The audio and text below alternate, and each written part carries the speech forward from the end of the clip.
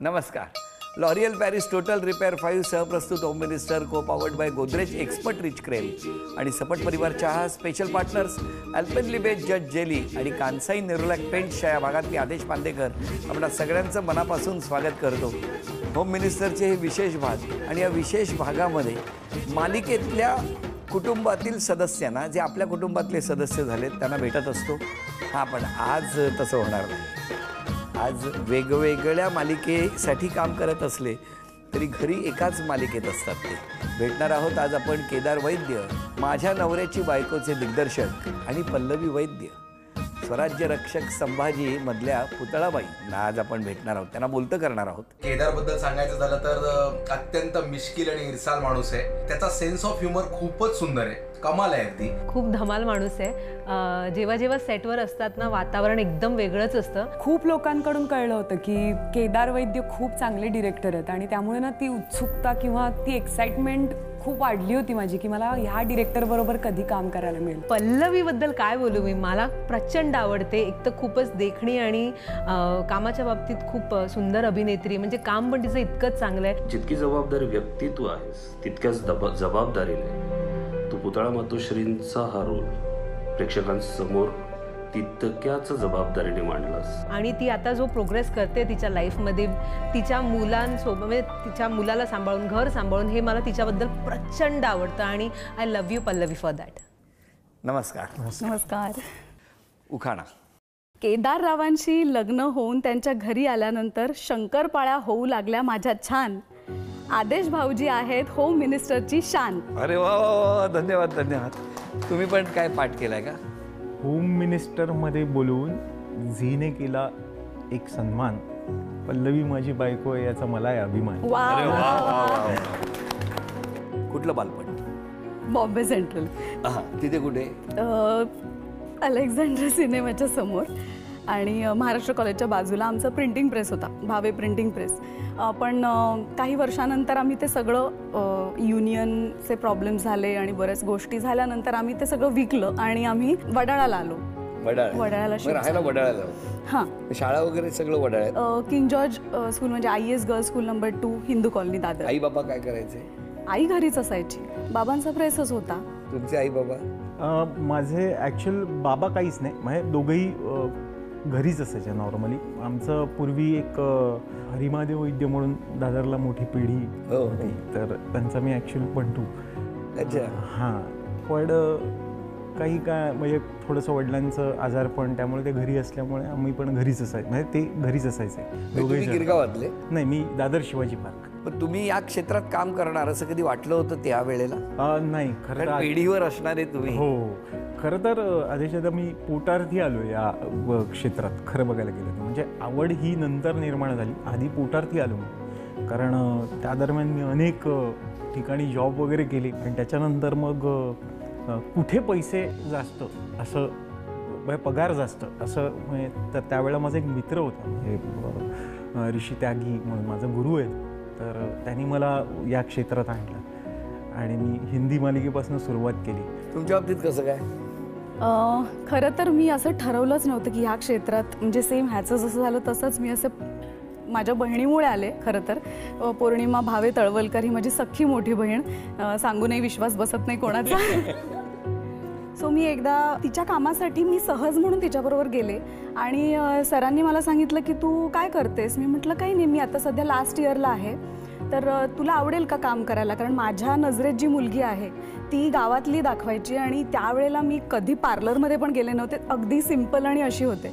तर त्यांना माझ्यासारखाच लुक हवा होता, तर तू जरा वाचून दाखव मला स्क्रिप्ट. तर मी ती वाचली, तर त्यांना ते म्हणाले की ठीक आहे, मला आवडेल तुला कास्ट करायला, तर तुझी हरकत नसेल तर तू. म्हटलं मी कधी कॅमेरा फेस केला नाही, मला जमेल की नाही माहीत नाही, कर, आम्ही सगळे तुला सांभाळून घेऊ, असं म्हणत त्यांनी मला खरंच सांभाळून घेतलं. आणि पहिली माझी मालिका मी दुरावा नावाची केली. म्हणजे तिथून सुरुवात झाली. मग तुम्ही कुठे भेटले? अगं बाई अरेच्या पहिला, म्हणजे खरं तर मी तिथे चीफ असिस्टंट डिरेक्टर म्हणून होतो. अच्छा, हो का? तर तिथे माझी भेट झाली. भेट काय आठवते? भेट हो. काय झालं? मी त्याच्यामध्ये संजय नार्वेकरांच्या बहिणीचा रोल करत होते आणि हा त्यावेळेला डिरेक्शन डिपार्टमेंटमध्ये होता आणि एक फक्त नजरा नजर आमच्यात झाली होती, ती मी सांगू शकते की होळीचा म्हणजे ते जे गाणं होतं बगाडाचा सिक्वेन्स होता आणि कंटिन्युटीमध्ये गुलाल लावण्याचा सिक्वेन्स होता आणि तो लावला, तर ते कंटिन्युटीमध्ये हवा होता आम्हाला, तर हाच लावायला आला सगळ्यांना. तर तेव्हा आमच्यामध्ये हां, तर तेव्हा मला असं वाटलं की हा माझ्याकडे बघतोय आणि त्याला असं वाटलं की मी त्याच्याकडे बघते. खरं कोण कोणाकडे बघत होतं? दोघंही आय थिंक एकमेकांकडे बघत होतो आणि नंतर मग ते आम्हाला कळलं. पटपट लावला का त्याने? काय केलं म्हणजे नेमकं काय झालं? तिथून प्रेमाचे रंग उधळले कदाचित असेल, तिथूनच थोडंसं सॉफ्ट कॉर्नर तिथूनच निर्माण झालं. असं हलक्या हाताने हलक्या हाताने थोडा नाही म्हणजे दिलीप भैया वगैरे होते, त्यांना मी पटापट पटापट लावून मग हिला थोडंसं सॉफ्ट. आणि मग सुरुवातीला तर नाही म्हणूनच सांगितलं होतं, कारण मी खूप अनंत प्रयत्न केले होते की मला खरं तर खूप भीती वाटत होती, कारण मला माहीतच नव्हतं की माझ्या घरून परमिशन मिळेल की नाही, तर त्याच विचारात मी होते आणि मी याला विचारायला होल्डवरती ठेवलं होतं. किती दिवस?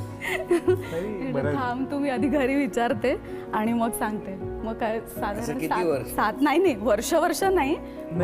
त्याच्यामध्ये एक मजा अशी झाली आहे, खरंच सांगायची आहे, खूप खूप इम्पॉर्टंट आहे ते सांगणं. मी म्हटलं का नकार का देतेस? तर म्हणे की आमच्या घरी इंडस्ट्रीमधला चालणार नाही आहे.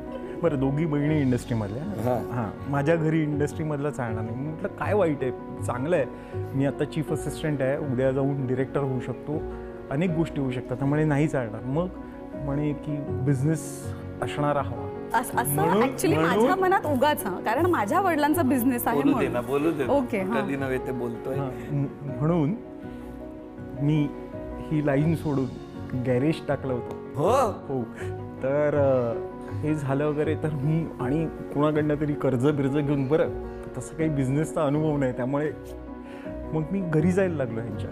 तर हिचे वडील म्हणजे ज्यांची भीतीने मला घातली होती, तर त्यांनी मला विचारलं, कारण त्यांची भीती कारण मिशा वगैरे अशा वरती पिळदार मिशा अशा, तर त्यांनी विचारलं मला की तू काय करायचं या आधी, म्हणजे गॅरेज कधीपासून आहे तुझं? फार पूर्वीपासून आहे का? मी म्हटलं नाही, ते आत्ताच मी सुरू केलं आहे. हो, मग आधी काय करायचं?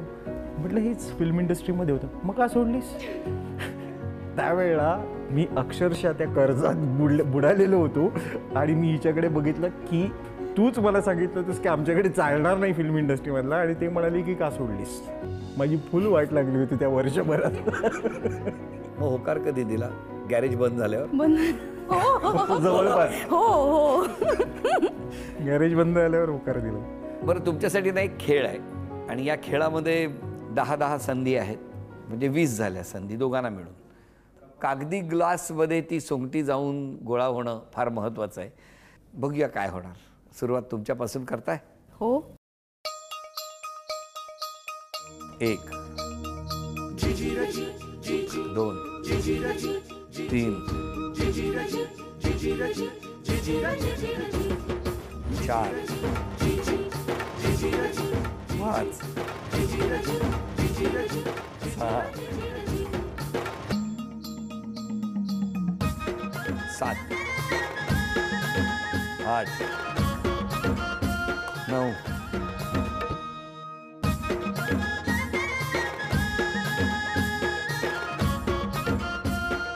10. अभिनंदन. झी मराठीकडून ही चांदीची तुळस आणि ही चांदीची अन्नपूर्णा घरात आलेली आहे. अभिनंदन. थँक्यू. तुम्ही इतकं वेगवेगळे व्यवसाय केले, दिग्दर्शनाकडे आले, हे झालं, मग घरच्यांची काय प्रतिक्रिया प्रत्येक वेळेला? ॲक्च्युअलमध्ये त्यावेळेला खरं सांगू आदेशदा की घरी फक्त पैसे आले पाहिजेत एवढंच फक्त क्रायटेरिया होता.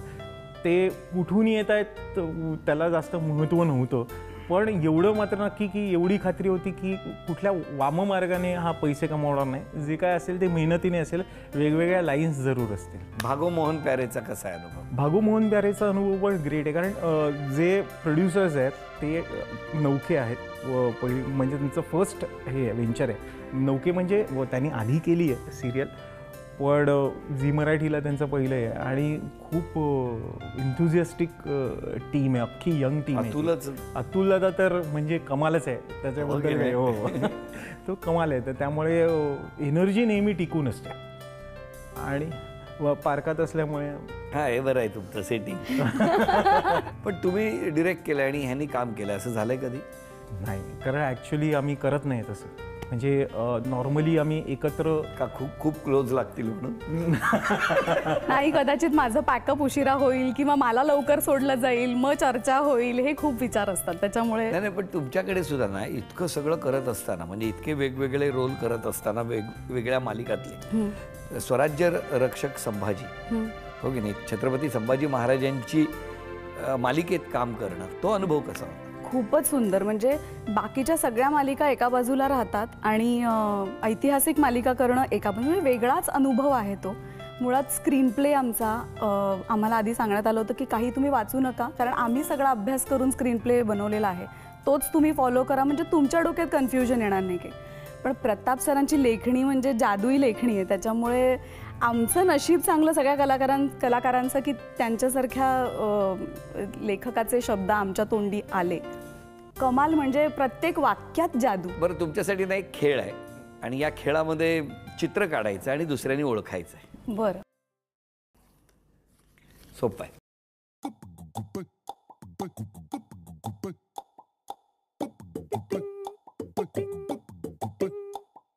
ओळखा. उंदीर. Thank God. घाणेरडा होता पण ओळखलं त्यांनी. डोळा, कान, बिन, त्याला काय नाही आयुष्यात, आणि तोंड काहीतरी विचित्र आलं. पण छान छान, अभिनंदन. चला, एक पहिलं बक्षीस मिळालं. थँक्यू. फारच सोपं आहे म्हणजे.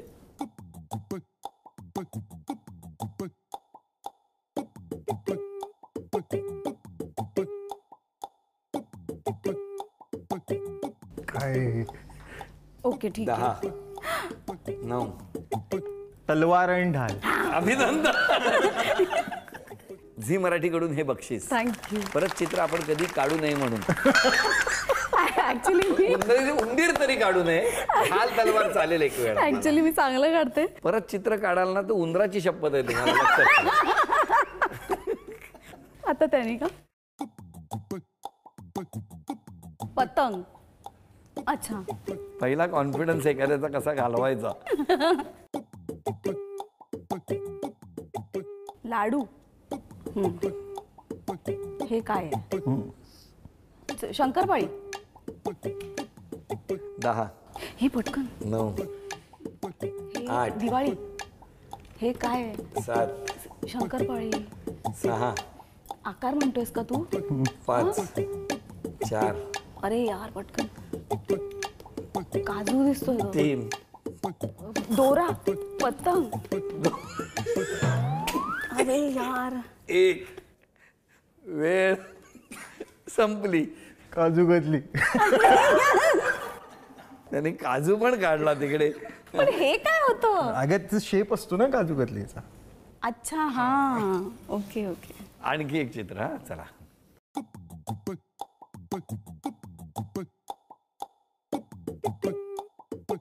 हरिण. अभिनंदन, हे बक्षीस मिळालं. माझ्या नवऱ्याची बायको या सेटवरचे कसे आहेत, आठवणी कशा आहेत?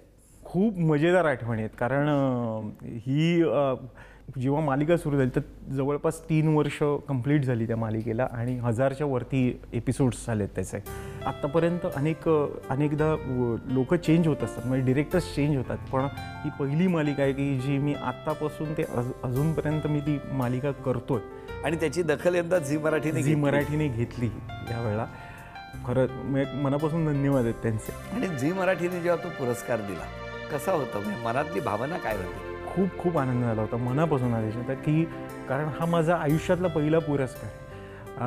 खरंच म्हणजे मी सगळ्यांचे म्हणजे मनापासून, कारण त्यावेळेला इतके डोळ्यात पाणी होतं की मी अक्षरशः मेसेज कोणाला टाईप करत होतो. मी इवन झी मराठीचे माझे काही सहकारी त्यांनाही मी मेसेज टाईप करत होतो, पण मला ना नक्की शब्द दिसत नव्हते ते. तर त्यामुळे ना असं तो वेडावाकडा मेसेज गेलेला आहे त्यांना, पण त्यांनी समजून घेतला. पण आत्तापर्यंत ना अनेकदा त्या बॉर्डरवर येऊन चुकलोय मी. म्हणजे कित्येकदा नॉमिनेशन्स झालेत पण कधी पुरस्कार मला मिळाला नाही. पण तुझ्याबद्दल अभिजित काहीतरी म्हणतोय, त्याला काहीतरी सांगायचंय अभिजितला, जरा ऐकूया. नमस्कार. केदार वैद्यबद्दल काय बोलायचं. केदार दादा, केदार सर, केदार, अहो वैद्य असं आम्ही पंत असं त्यांना खूप वेगवेगळ्या नावांनी बोलवतो.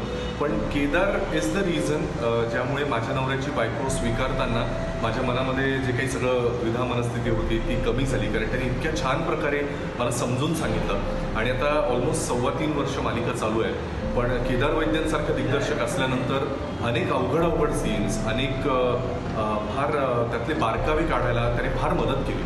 आणि एवढा मोठा डोलारा सांभाळणं, प्रोडक्शन, चॅनल आणि आमच्यासारखे आर्टिस्ट सांभाळणं हे एखाद्या कसं बसलेल्या दिग्दर्शकाला जमतं. जे मला असं वाटतं की लहान तोंडी मोठा घास घेऊन मी असं म्हणू शकतो की केदार वैद्य यांच्याकडे आहे.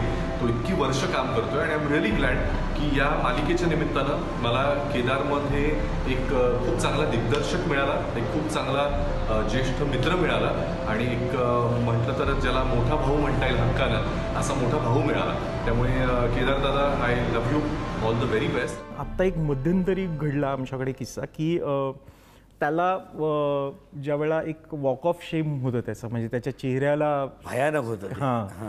आणि त्यासाठी आधीपासून जे चॅनलमध्ये आम्ही प्रिपेअर झालो होतो की काय पद्धतीने व्हायला पाहिजे आणि या सगळ्या गोष्टी. तेजेंद्र देशवणकर माझ्याबरोबर बसला होता, या मालिकेचा निर्माता. तर मी म्हटलं त्याला की अरे क्राऊड तर होताच, जवळपास 100च्या घरात क्राऊड होता. तर मी त्याला म्हटलं की अरे ते मला ना जरा रेन मशीन असेल तर बरं होईल. तो म्हणाला, तो थोडासा त्यांनी पॉज घेतला. तो म्हणाला हो हवी असेल तर तुला घे, पण ऐक ना थोडं तुला किती ते असे बरेच प्रकार टेक्निकल त्याने सांगितले की किती न.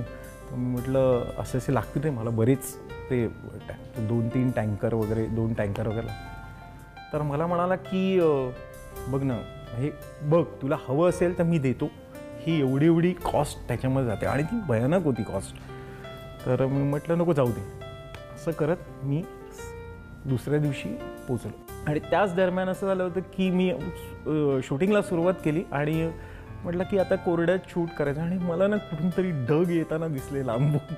मी म्हटलं बहुतेक पाऊस पडण्याची शक्यता आहे. आणि अरुणदादांपासून सगळे सिनियर आर्टिस्ट तिकडे होते आणि पावसाला सुरुवात झाली. तर मला आमचा प्रोडक्शनचा एक म्हणाला पण सर पाऊस थांबला तर मग काय करणार. मला नाही थांबणार पाऊस असं मी म्हणालो तिथे. आणि मी सुरुवात केली. सगळेजण बिचारे माझ्या शब्दाखातर तिथे भिजत उभे होते. कोणीही आत गेलं नाही का, कोणी छत्री गेली. ज्या म्हणजे ते ज्युनियर आर्टिस्ट असतील, जे कोणी सहकलाकार, सगळे युनिटपासून सगळे. आणि ज्या वेळेला तो सिक्वेन्स कंप्लीट झाला, आधीचा बिलीव्ह मी की बरोबर मी सांगितलं की संपला सीन आणि पाऊस थांबला. हो, हे अक्षरशः देवाची कृपा होती त्या ह्याच्यासाठी. वा वा. या गप्पा सुरू असताना आज क्षमा मागायची असेल तर कोणाची मागणार? क्षमा मागायची असेल तर मला असं वाटतं मी देवाचीच क्षमा मागेन. कारण आपण जशी प्रार्थना करतो देवाकडे की आपल्याकडनं काही चांगलं वाईट घडतं, तर आपल्याला काही हवं असेल ते आपण देवाकडनं मागतो. तर मला असं वाटतं की जर क्षमा मागायची असेल तर देवाकडनंच मागावी, की ती त्याच्यापर्यंत आपोआप पोहोचेल. मी सगळ्यांची, मित्रांची, नातेवाईकांची, सगळ्यांची क्षमा यासाठी मागवी कारण या लाईनमुळे मला त्यांच्याकडे जाता येत नाही. जो मी फार पूर्वीपासून मी त्यांच्याकडे जाणं येणं होतं ते आता कमी झालेलं आहे माझं. म्हणजे आय होप ते समजून घेतील. पण कायम आत्ता जसे मोकळेपणानं हसता आहात तसेच हसत राहा. आणि या क्षेत्रात सगळ्यात महत्त्वाचं असतं ते म्हणजे एकमेकाचा आदर करणं, एकमेकावर प्रचंड विश्वास असणं आणि या विश्वासाबरोबर कम्युनिकेशनमध्ये जराही गॅप नसणं. याच्यामुळे हे नातं अधिकाधिक घट्ट होत जातं. तुम्ही दोघेही या क्षेत्रात आहात, वेगवेगळ्या सेटवर असता, पण तरीसुद्धा मी मगाशी म्हटलं तरी महाराष्ट्राच्या घराघरात तुम्ही पोहोचलेले आहात. दिग्दर्शक म्हणून तुम्ही अनेक व्यक्तिरेखांना जरी घरात पोहोचवलेलं असलं तरी त्याच्या पाठून तुम्हीही पोहोचत असता. तुम्ही तर व्यक्तिरेखेच्या माध्यमातून घरात पोहोचत आहात. तर अशी ही झी मराठीच्या कुटुंबातलं कुटुंब जे खऱ्या आयुष्यातसुद्धा नवरा बायको या नात्यात बांधले गेलेले आहेत. आता क्षण आला आहे सन्मानाचा. झी मराठीकडून ही भेटवस्तू देत असताना आपल्याकडून उत्तमोत्तम लिखाण व्हावं, उत्तमोत्तम म्हणजे मी म्हणेन मोठमोठे चेक सही करता यावेत आणि मोठमोठी कॉन्ट्रॅक्ट्स सही करण्यासाठी झी मराठीकडून ही भेटवस्तू. थँक्यू. वहिनींना तथास्तू पुणे यांच्याकडून मिळते आहे पैठणी. अभिनंदन. या दोघांनाही शुभेच्छा देऊया आणि आजचा भाग इथेच संपवूया. पुन्हा भेटूया अशीच एक पैठणी घेऊन होम मिनिस्टरच्या पुढच्या भागात. नमस्कार.